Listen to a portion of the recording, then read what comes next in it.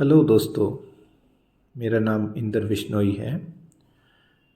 अभी कुछ ही दिन पहले मुझे एक ऑडियो बुक सुनने का मौका मिला, गो प्रो, जो कि एरिक वोरी की लिखी हुई बुक है और विश्व प्रसिद्ध बुक है, जिसका सब्जेक्ट आज का जो बर्निंग टॉपिक है, खासकर बिजनेस के एरिया में, नेटवर्क मार्केटिंग। नेटवर्क मार्केटिंग हमें करनी चाहिए या नहीं करनी चाहिए? नेटवर्क मार्केटिंग सही है या गलत है? अगर करनी चाहिए तो इसे कैसे करनी है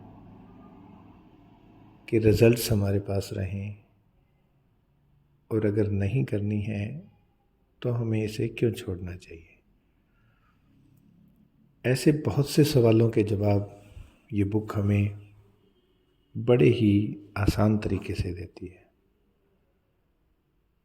इस बुक की खास बात यह है कि आजकल जितनी भी कंपनियां हैं अपनी टूल बॉक्स में इस बुक को सबसे पहले रखती हैं। कारण ये बुक एक गाइड का काम करती है सेल्स के सेक्टर में, मार्केटिंग के सेक्टर में।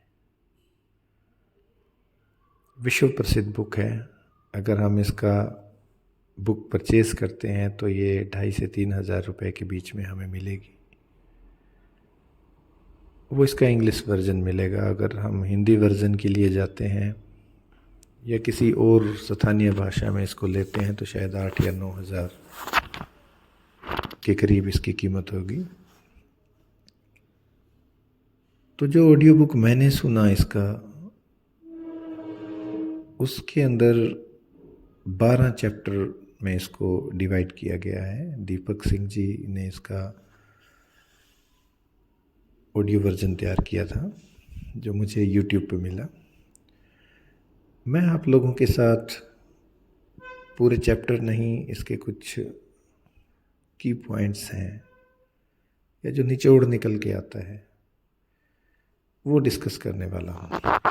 तो बहुत ज़्यादा बात ना करते हुए हम इसके पहले चैप्टर की तरफ चलते हैं। दोस्तों, चैप्टर फर्स्ट में एरिक वोरी बताते हैं कि वो एक नेटवर्क के सेक्टर में काम करने लगे और वो बुरी तरह से असफल रहे, क्योंकि उन्होंने जब काम स्टार्ट किया तो ऐसे स्टार्ट किया कि वो कुछ लोगों को जानते हैं और उनसे बात करेंगे कि वो उनको ज्वाइन करेंगे और उनकी बिज़नेस की जो लागत है उसको पूरा करने में उनकी हेल्प करेंगे।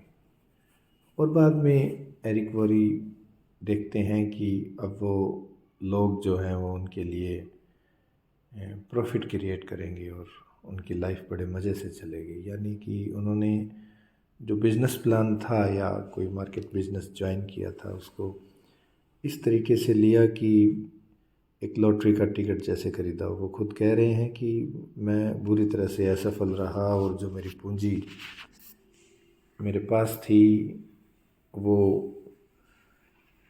खर्च कर बैठे वो बड़ी जल्दी, और साथ में इस कगार पे आ गए कि उनका जो जीवन का गुजारा था वो भी चलना मुश्किल हुआ। लेकिन दोस्तों, एरिक यहाँ पे एक बात और बताते हैं कि ये हर एक की लाइफ में होता है, लेकिन एक मोमेंट आता है, एक समय आता है जब लाइफ चेंज होती है। एरिक के जीवन में वो समय आया, एक दिन वो कोई न्यूज़ चैनल देख रहे थे और वहाँ पे एक्सपर्ट्स जो थे उनकी आपस में बातचीत हो रही थी या किसी मुद्दे पे वो बहस कर रहे थे। तब एरिक ने सोचा कि ये एक्सपर्ट क्या होता है, क्या किसी चीज़ का एक्सपर्ट बना जा सकता है? क्या वास्तव में किसी चीज़ का सीखा जा सकता है? जब उन्होंने ये बात सोची तो उनको जो सारी गलतियां उन्होंने उस बिजनेस में किया, जो नौसिखिएपन से उन्होंने जो किया, या जो लोगों की जो राय थी जिस पे वो रिएक्ट करते थे, ये सारी चीज़ें उनके दिमाग से एकदम से निकल गई। उनको एहसास हुआ कि उन्होंने क्या गलती किया है जब उन्होंने इस बिज़नेस को अडॉप्ट किया। दोस्तों, हम में से लगभग सभी लोग ऐसा ही करते हैं, और जो नहीं करते, जो वास्तव में एक्सपर्ट बनते हैं, इस बिज़नेस को सीखते हैं, उनकी लाइफ और उनका लाइफस्टाइल कुछ अलग ही होता है। तो एरिक ने फैसला किया कि वो भी इस मार्केटिंग का, इस नेटवर्क बिल्ड करने का जो तरीका है उसको सीखेंगे और एक एक्सपर्ट बनेंगे।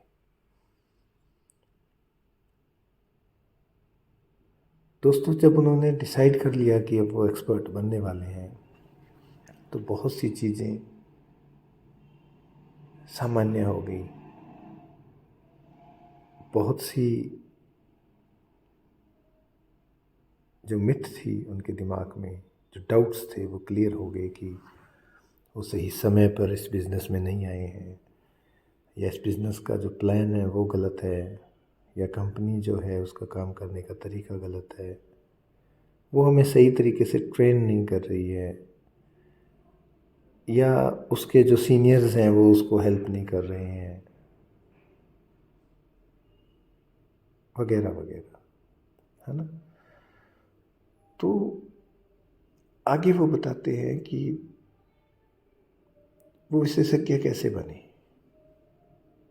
वो एक्सपर्ट कैसे बने, और उससे भी पहले वो एक चीज़ और बताते हैं कि हर एक को क्या नेटवर्क मार्केटिंग में कदम रखना चाहिए। तो आइए जानते हैं कुछ आगे की बातों को जो उन्होंने चैप्टर 1 में हमें बताया है। दोस्तों, एरिक चैप्टर की शुरुआत यहाँ से करते हैं कि network marketing is not perfect but it is better. अब इसी बात को वो आगे बढ़ाते हैं। एरिक ने अपने जो एनालिसिस हैं वो हमारे साथ साझे किए हैं। एरिक बताते हैं कि उन्होंने हज़ारों लोगों से अपने जीवन में बातें की, जीवन को किस तरीके से चलाया जाए, कौन सा बिज़नेस किया जाए, इसमें बातें की।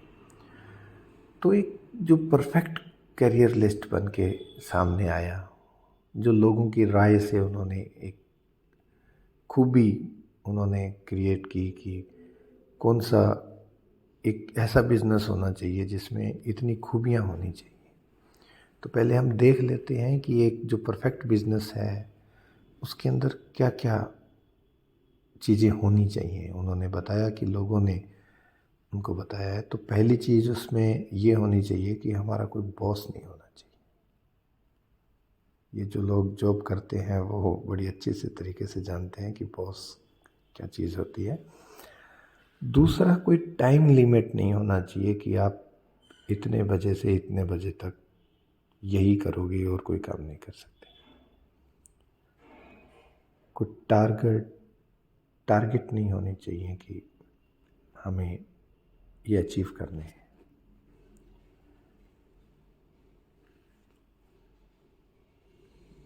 कोई ऐसी लिमिट नहीं होनी चाहिए कि आपको इतने पैसे मिलेंगे एक महीने के। इसके अलावा हमें फ्रीडम होनी चाहिए कि अगर हम किसी ज़रूरी काम से जाना चाहते हैं तो किसी भी वक्त जा सकें।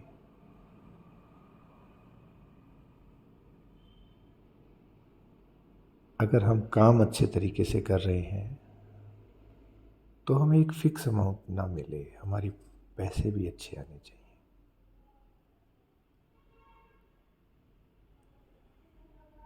कोई डिस्क्रिमिनेशन नहीं होना चाहिए कि मैं एक लड़का हूँ तो मुझे इतना पे हो रहा है और सामने वाले कोई लड़की है तो उसको कम पे हो रहा है या ज़्यादा पे हो रहा है। फिक्स्ड आवर्स जैसे हम पहले बात कर चुके हैं कि नहीं होनी चाहिए। जब मन हो तब हम काम करें, ऐसा ऐसा जॉब होना चाहिए। जॉब को स्ट्रेस फ्री होना ज़रूरी है। स्ट्रेस वाला जॉब कि हम जॉब से घर जाएं तो एक स्ट्रेस लेके जाएं, ऐसा कभी नहीं होना चाहिए। बड़ा धन हमें खर्च करना पड़े, ऐसी जॉब या बिजनेस नहीं होना चाहिए कि हमारी सारी सेविंग्स वो ले जाए। पॉलिटिक्स जॉब में या बिजनेस में जो हम कर रहे हैं उसमें बिल्कुल नहीं होना चाहिए।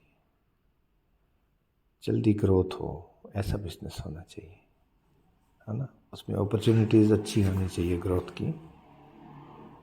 एजुकेशनल फाउंडेशन नहीं होनी चाहिए कि हम कितना पढ़े हैं या हम कौन से स्ट्रीम से पढ़े हैं, उस हिसाब से हमें जॉब करना पड़ेगा, है ना। सभी को इक्वल ग्रोथ का जो राइट होना ज़रूरी है उसमें, है ना। जो एरिक बताते हैं कि ऐसा कोई काम मुझे ना करना पड़े कि मुझे भारी लोन लेना पड़े, कर्ज लेना पड़े और फिर मैं उसकी किस्तें चुकाता फिरूं। सारा काम खुद ना करना पड़े, ऐसा काम हो, है ना। जैसे अगर हमारा कोई बिज़नेस है तो हम उसमें सभी कुछ किए जा रहे हैं, चौकीदार भी हम हैं वहाँ, और टाइपिस्ट भी हम हैं वहाँ, कैशियर भी हम हैं, है ना, मैनेजर भी हम हैं। तो ऐसा हेडेक वाला बिजनेस नहीं होना चाहिए। लो रिस्क होना चाहिए। कई बार ऐसे होता है कि हम शेयर मार्केट ज्वाइन करते हैं या कहीं और पैसा डालते हैं तो एकदम से रिस्क उठाना पड़ता है, हमारी सारी सेविंग्स, और बहुत बड़ा लॉस ले बैठते हैं और फिर पूरी उम्र हम उसको झेलना पड़ता है। जो ऐसा बिजनेस या ऐसी जॉब नहीं होनी चाहिए, है ना। तो ये कुछ उनके सामने विशेषताएं थी जो अच्छी एक जीविका कमाने के लिए या एक बिज़नेस या सर्विस या जो भी है उसके लिए होना चाहिए। तो वो ये निशानियां बताते हैं। दोस्तों आगे एरिक बताते हैं कि इस दुनिया के जो जॉब हैं या जितने भी प्रकार की जीविका कमाने के साधन हैं उनको हम कुछ हिस्सों के अंदर डिवाइड कर सकते हैं। तो उन्हीं हिस्सों के अंदर उन्होंने पहला जो तरीका बताया है पैसे कमाने का या अपना जीवन यापन करने का, उसमें ब्लू कॉलर जॉब के लोग बताए हैं। कुछ ऐसे लोग हैं जो कि हार्ड वर्क करते हैं, जो कि मज़दूरी का काम करते हैं, मैकेनिक का काम करते हैं। ऐसे लोग इनको उन्होंने ब्लू कॉलर जॉब करने वाले बोला है। इसकी खासियत जो है वो ये है कि इस जॉब को करने वालों की कि एक हार्ड वर्क का काम है, फुल टाइम जॉब है और मिनिमम सैलरी वाली ये जॉब है। एरिक ने इसको बताया है, चाहे आप किसी भी डिपार्टमेंट या किसी भी उसमें फाउंडेशन में ये जॉब देख सकते हो। दूसरा उन्होंने ऐसे लोग बताए हैं जो कि वाइट कॉलर जॉब के लोग हैं, जैसे ऑफिस में या बैंक में काम करने वाले लोग या सरकारी नौकरी करने वाले या प्राइवेट कंपनियों में नौकरी करने वाले लोग। ये वो क्लास है जिसको एक सामाजिक मान्यता प्राप्त है और लोग ज़्यादा से ज़्यादा इसके अंदर जाना चाहते हैं। चाहे कोई ऑफिसर भी है तो वो भी इसी मतलब उन्होंने इसी कैटेगरी में रखा है। इसके अंदर वही एक फिक्स सैलरी होता है और फिक्स आवर्स जो होते हैं, और उसके साथ में एक और चीज़ होती है, वो है स्ट्रेस। और उसके साथ आजकल जो एक नई चीज़ आने लगी है वो है टारगेट्स, मॉनिटरिंग्स और बड़ी चीज़ें हैं। तो उन्होंने इसको इन दोनों ही को एक परफेक्ट करियर लिस्ट नहीं माना है, क्योंकि इनसे जीवन तो चलाया जा सकता है, लेकिन एक अमीर और समृद्ध बना जा सके ऐसा नहीं है। और दूसरा, इसमें जो जॉब कर रहा है उसी का ही अगर उसका जीवन काल ख़त्म होता है या कुछ, नेक्स्ट जो जनरेशन है उसके लिए एक रहता है कि उसको रीबिल्ड करना पड़ेगा, दोबारा पढ़ना पड़ेगा, दोबारा जॉब लगना पड़ेगा, वहाँ से कुछ नहीं मिलने वाला है। तो ये इनकी लिमिटेशंस हैं दोनों की। एक और जो है वो सेल जॉब का उन्होंने बताया है कि सेल के सेक्टर के अंदर लोग काम करते हैं। इसमें 24 आवर्स की ये जॉब है दोस्तों। साथ में एरिक बताते हैं कि आजकल जो सेल सेक्टर है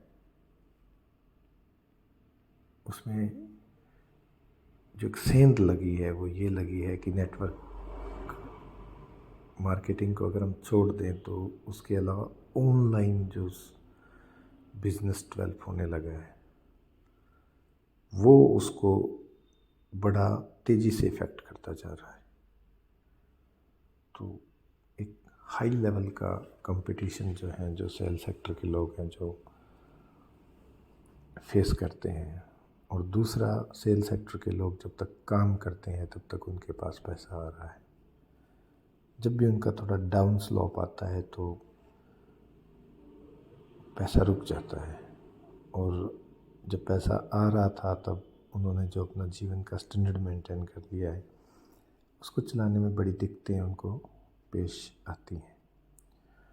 तो दोस्तों, चौथा उन्होंने जो बताया है वो ट्रेडिशनल बिजनेस बताया है। उन्होंने कहा है कि ये एक बड़े अमाउंट का खेल है, बड़े लेवल का खेल है, और अगर हमारे पास उतना अमाउंट है और हम ये काम कर रहे हैं तो भी इसके अंदर बड़े हाई रिस्क फैक्टर्स जो हैं वो काम करते हैं। एक बड़ा हाई लेवल का स्ट्रेस भी जो है इसके अंदर हमें साथ में लेके कैरी करना पड़ता है।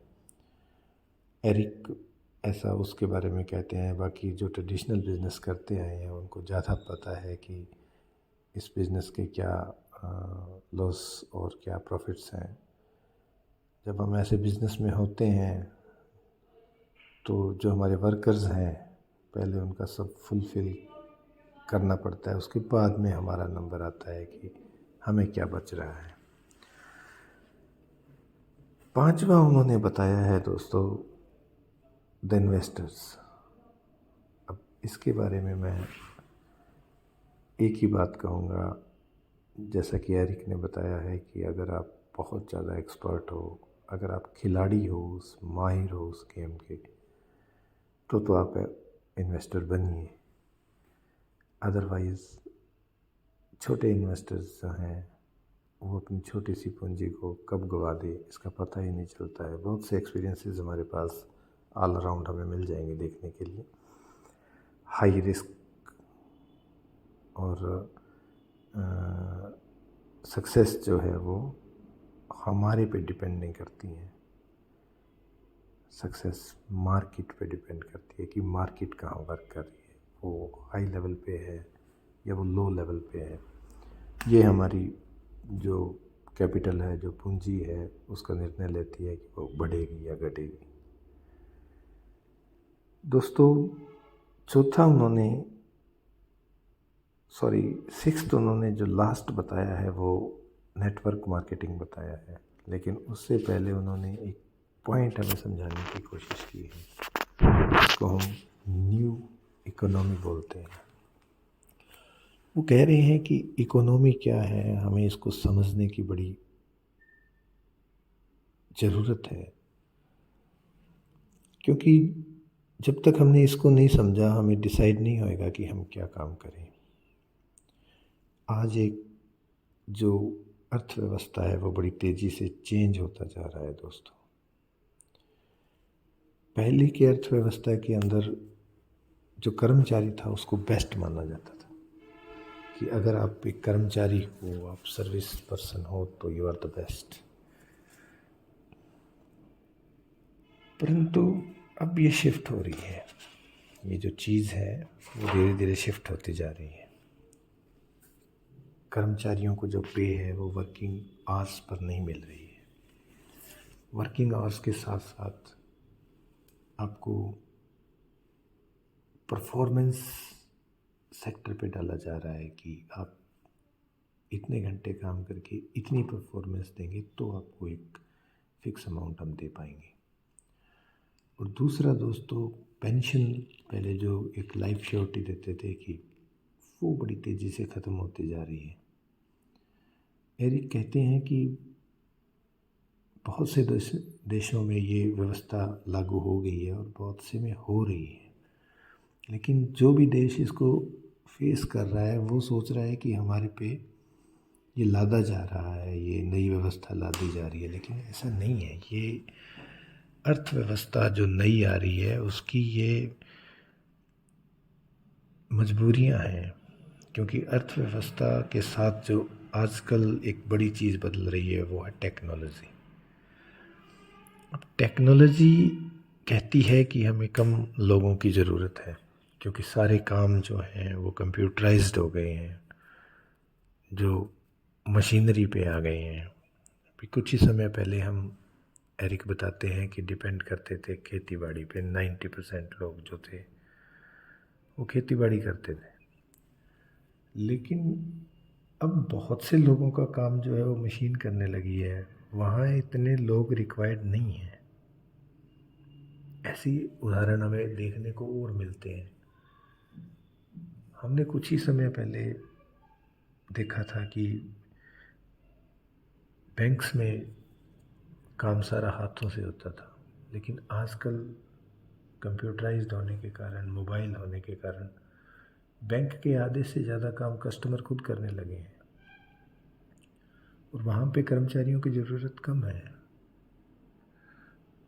टोल बूथ्स जो हैं वहाँ पे एकदम से कर्मचारियों की छंटनी हो गई है, क्योंकि वो सिस्टम चालू हो गया है कि ऑनलाइन पे का, तो बहुत कम लोग हैं, बाकी छंट गए वहाँ से। इसी कड़ी के अंदर अगर हम देखते हैं कि पहले कॉल सेंटर पे हमें बड़ी जॉब देखने को मिलती थी कि कॉल सेंटर में काम करते हैं लोग, लेकिन अब हमारी बात कॉल सेंटर में जब हम करते हैं तो हमारी बात मशीनों से होने लगी है। तो वो भी एक फैक्टर है कि वहाँ भी कुछ ही लोग जॉब पा पाते हैं और बाकी वहाँ से निकाल दिए गए हैं। सेल बिज़नेस के बारे में हम पहले ही बात कर चुके हैं कि ऑनलाइन जो सेल है उसका बहुत बड़ा बढ़ावा मिल गया है। अभी जैसे त्यौहार आते हैं या कुछ और आता है तो हमें स्पेशल एक अपील की जाती है कि आप अपने नज़दीक के दुकानदार से खरीदें। वो यही बताता है कि अब सेल सेक्टर जो है वो ऑनलाइन सेक्टर की तरफ शिफ्ट होने जा रहा है। सिनेमा घर में लोग बड़ा काम किया करते थे। एरिक बताते हैं कि उनकी जो जॉब है वो टीवी ने और मोबाइल ने छीन लिया है। एरिक ये भी बताते हैं कि जो पुस्तकालय के जो काम थे, जो लाइब्रेरी के काम थे या बुक शॉप के जो काम थे, वो भी ख़त्म हो गए हैं। ऑनलाइन सब शिफ्ट हो गया है। बुक्स जो है वो अपने आखिरी कगार पे हैं।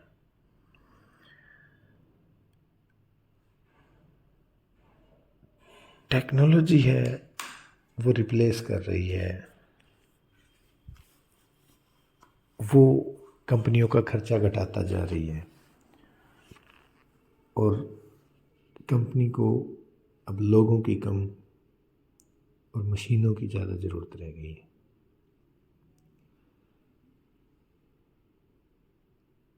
इसी कड़ी में वो आगे बताते हैं कि नेटवर्क मार्केटिंग कहाँ खड़ी है, क्या हमें ये करना चाहिए। एरिक कहते हैं कि नेटवर्क मार्केटिंग बेस्ट नहीं है, बेहतर है। ना सिर्फ जीविका कमाने के लिए बल्कि जीवन में समृद्धि लाने के लिए। ये जो मार्केटिंग है वो एक नई अर्थव्यवस्था के अंदर बिल्कुल फिट बैठती है, एरिक का ऐसा मानना है।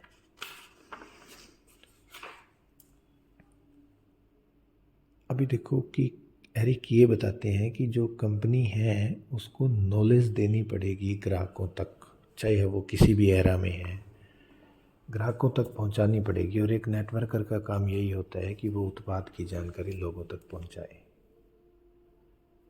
ग्राहकों को आज भी एजुकेट करना पड़ता है और यही काम एक नेटवर्क मार्केटिंग करने वाले आदमी का होता है। जो कंपनियों का प्रचार करने का पैसा है, जो एड्स पे खर्च होता है, वो एक बहुत बड़ा अमाउंट चाहिए होता है कंपनी को। लेकिन जब कंपनी अगर नेटवर्क मार्केटिंग का फील्ड अपनाती है, का सिस्टम अपनाती है, तो उसका वो सारा का पैसा बच जाता है।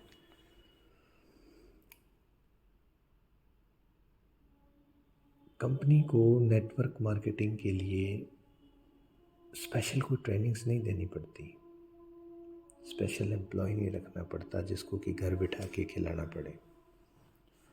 वो परफॉर्मेंस देगा वैसे ही पैसे देती है कंपनी। तो ये बहुत बड़ी बात है कि इसी वजह से जो नेटवर्क सेक्टर है उसको ज़्यादा से ज़्यादा सपोर्ट मिल रहा है कंपनीज़ का। अभी सबसे बड़ा जो कंपनी फ़ायदा उठाती है या उसको पैसे देने में कोई हर्ज नहीं है एक अपने नेटवर्क एम्प्लॉय को, कि अगर वो परफॉर्म करेगा यानी ज़्यादा से ज़्यादा उसको प्रोडक्ट सेल करेगा तो ही उसे पैसे देने पड़ेंगे। उसमें कोई लिमिट नहीं है, कोई ऊपरी लिमिट नहीं है। आप जितना काम करो उतना पैसा कमा सकते हो और कंपनी बड़ी खुशी खुशी देगी, क्योंकि उसका काम उतना ही बढ़ रहा है जितना आप कमा रहे हो, है ना। तो कंपनी, बहुत सी जो टॉप कंपनियां हैं वर्ल्ड की, एरिक कहते हैं कि वो तेज़ी से नेटवर्क मार्केटिंग को अपनाती जा रही है। लेकिन एरिक थोड़ा सा इसका एक नुकसान बता रहे हैं, जो लॉस है वो अपने सामने रख रहे हैं। वो कहता है कि हमें कुछ ज़्यादातर ऐसे लोगों को फेस करना पड़ता है इस सेक्टर के अंदर जब हम एंट्री करते हैं, जिनको नेटवर्क मार्केटिंग के बारे में कुछ पता ही नहीं होता। उन्होंने बस कहीं से सुना होता है और वो उसके अपना माइंडसेट जो है वो उसको उसके विरोध में बना लेते हैं। तो ऐसे लोग जब हम शुरुआत करते हैं, जब हम अपने ग्रोइंग पीरियड में होते हैं, तब उनका जो सामना करना होता है वो थोड़ा सा हमें दिक्कत देता है कि यार लोग क्या कहेंगे। कि लोग सीधा सा कहते हैं कि यार ले तो नेटवर्क वर्क कर रहा है, ये गलत चीज़ है। लेकिन जब हम एक इनकम पे पहुंच जाते हैं और जब हम एक स्टेटस पे पहुंच जाते हैं, तब वो लोग भी कहते हैं कि यार हमने मिस कर दिया, उनके व्यूज़ भी बदल जाते हैं। तो ये एक थोड़ा ड्रॉबैक बताते हैं एरिक इसके बारे में। तो एरिक के ये जो फर्स्ट चैप्टर के जो विचार थे उसके बेस पे जो कंक्लूज़न निकल के आता है, तो एरिक कहते हैं कि नेटवर्क मार्केटिंग एक बहुत अच्छी चीज़ है। ये क्यों अच्छी है? क्योंकि ये एक तो न्यू इकोनॉमी के अंदर फिट बैठती है, इसको स्वीकार करती है न्यू इकोनॉमी। दूसरा, हम एक सीमित धनराशि से एक असीमित लाभ पाने वाला बिजनेस कर सकते हैं।